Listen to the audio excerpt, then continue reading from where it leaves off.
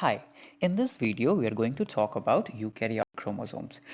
To be very specific, we will be dealing with the chromatin organization in the video, and we'll talk about the nucleoside, the loop domains, the characteristic regions, that is telomere and centromere. Now let us start to look at this very finely. So we know that our DNA is a double helix. That means there are two fine strands of DNA which are wound around a common axis.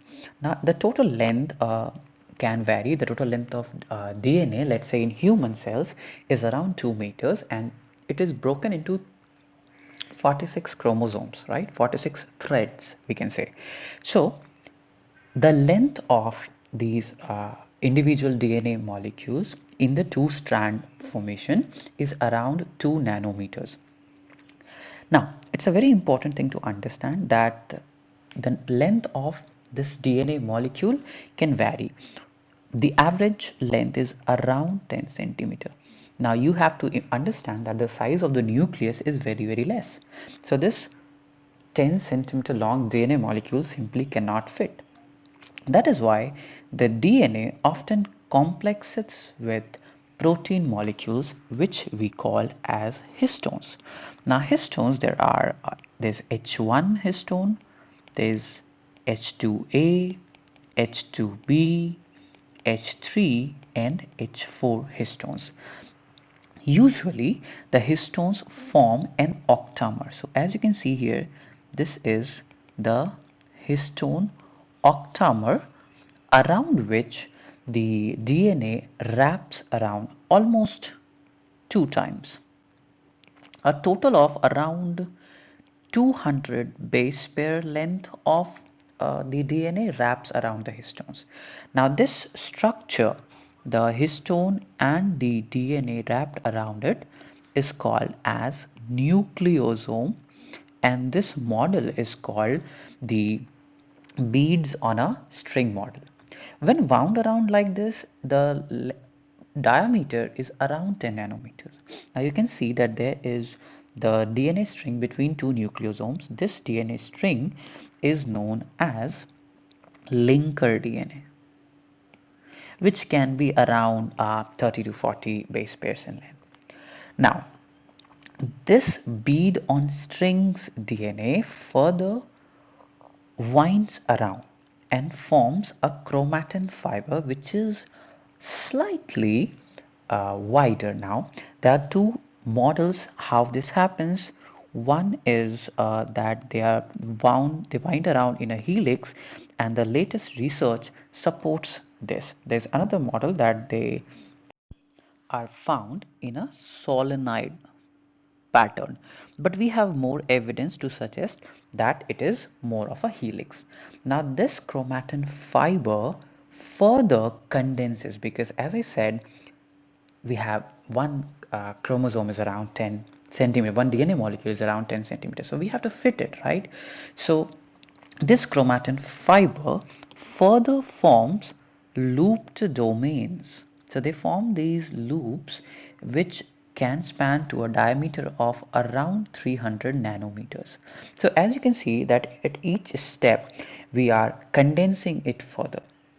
But is all the DNA condensed like this? For that we have used the term called chromatin. There are two types of chromatin that we generally say. There's euchromatin and there's heterochromatin. So let us talk about that. So euchromatin. Now it can become a bit pesky to remember this, so try to understand. Eu means true.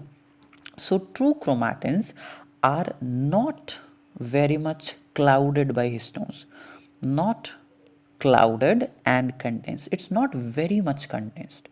And the level of condensation, the level, let me just correct that, the level of condensation changes during the cell cycle. Now why this must happen? Now you have to understand that this allows the DNA to be transcribed by enzymes such as RNA polymerase and then further translated. But there is another type called heterochromatin. Heterochromatin remains almost about in the same level of condensation throughout the cell cycle. So I will say it is in similar condensed state almost throughout. But if you see the approximate size of this heterochromatin, it would come to around almost 700 nanometers. So this is heterochromatin. Now, this is where we can see it to form chromosome. As you can see, in the chromosome, you have two arms. Now, I would like to remind you that the reason that you have two arms, which we call as chromatids, is because the DNA has already duplicated. Why it has duplicated? Because the cell has decided to divide. So as a result of the division, you see chromatids which are actually copies of itself. So this is the chromosome, the butterfly-shaped chromosome, which you usually only observe in the metaphase. Otherwise, the DNA would exist mostly as your chromatin fibers. Now, there are two structural features of this chromosome that you must know about. The first one is telomere. Now, what's a telomere? Tel, end.